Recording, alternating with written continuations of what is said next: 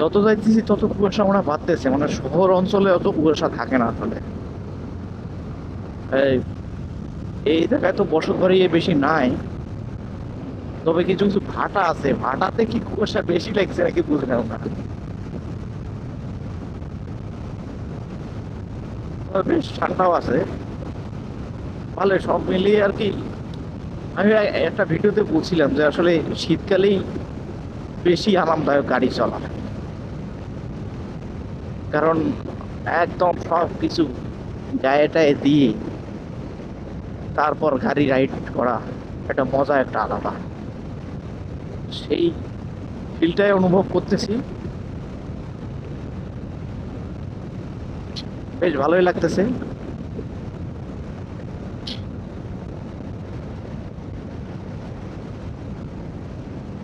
সব মিলে গুছাই গুছাই আসলে কোথাও যাওয়াটা আসলে বহু সাধনার পর পূর্ণ হয়।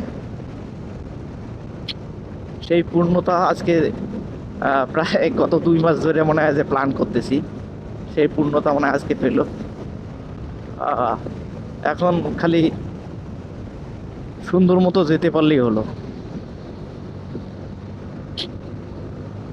সুন্দর মতো যাবো, আবার যখন ফিরত আসতে পারি এটাই বড় কথা।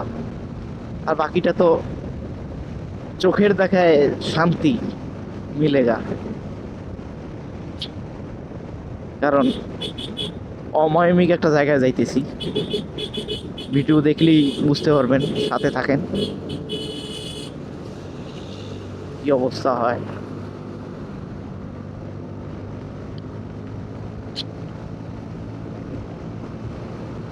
ঠিক আছে।